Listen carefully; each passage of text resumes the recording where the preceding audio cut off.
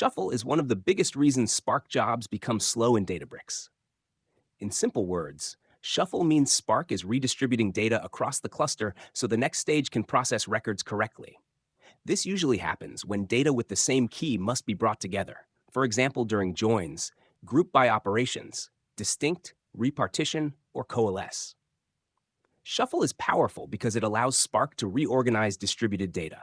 But it is also expensive because it moves data across the network, writes intermediate data to disk, reads that data again, and creates new stage boundaries. In this video, we will understand what shuffle is, why it happens, what shuffle write and shuffle read mean, and how to reduce shuffle pain. Shuffle is the process of redistributing data across executors. Before shuffle, each partition may contain mixed keys. For example, one partition may contain records for key A, key B, key C, and key D. But some operations need all records with the same key to be processed together. So Spark moves records across the network and regroups them by key. After shuffle, all records for key A may go to one partition, all records for key B to another partition, and so on. This is what allows Spark to correctly calculate aggregations, joins, and deduplication. The important point is this: shuffle is not an error. It is a necessary data movement step, but it adds overhead, time, and resource cost. Shuffle usually happens during wide transformations. A narrow transformation works inside the existing partitions. Examples include select, filter, map, and with column. These operations normally do not need data redistribution. A wide transformation needs data from many partitions to be reorganized. Examples include groupBy, join, distinct, repartition, and sort by key. For groupBy, all records with the same key must meet in the same place to calculate the aggregation. For joins, matching keys from two datasets must come together. For distinct, duplicate values must be compared together. For repartition, Spark intentionally redistributes the data to change the partition layout. Wide transformations cause data to move across the cluster, and that movement is what we call shuffle. Shuffle write happens in the stage that produces shuffle data. During this step, each task processes its input records, organizes the output by partition ID, and writes intermediate shuffle files to local disk. Those files are not the final business output. They are temporary data prepared for the next stage. The next stage will later read those files and continue the processing.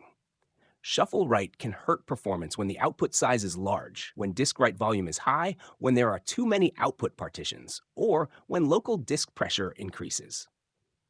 A good shuffle write is efficient, balanced, and not unnecessarily large. The faster Spark writes shuffle data, the sooner the next stage can begin reading it. Shuffle read happens in the next stage. At this point, tasks need to fetch the required shuffle blocks produced by the previous stage. Some blocks may be local, but many blocks are remote and must be fetched from other executors across the network. After fetching those blocks, Spark reconstructs and merges the data needed by each task. This is why fetch wait time is important. If tasks spend too much time waiting for remote data, the stage becomes slower. Heavy network traffic, skewed data, or too many remote blocks can increase shuffle read time. A faster shuffle read means data arrives sooner, tasks start processing sooner, and the stage finishes sooner. The real cost of shuffle comes from network and disk input and output. Network cost appears because data must move between executors. The more data you shuffle, the more network traffic you create. If fetch wait time is high, tasks are spending too much time waiting for remote data to arrive. Disk cost appears because shuffle data is written to and read from local disks. This creates disk pressure, especially when shuffle output is large. If memory is not enough, spill can make the problem even worse by writing more data to disk. Skew also amplifies both network and disk cost because some partitions become much larger than others. The goal is to keep shuffle data small, balanced, and local whenever possible. When shuffle becomes a problem, Spark UI gives you the clues. Start with the stage that takes the longest. Then check shuffle read and shuffle write bytes. High shuffle read means the stage is fetching a large amount of data from previous shuffle output. High shuffle write means the current stage is producing a large amount of data for the next stage. Also check fetch wait time. If this number is high, tasks may be waiting on remote data or network pressure. Next, look for long tasks, memory spill, disk spill, and long stage duration.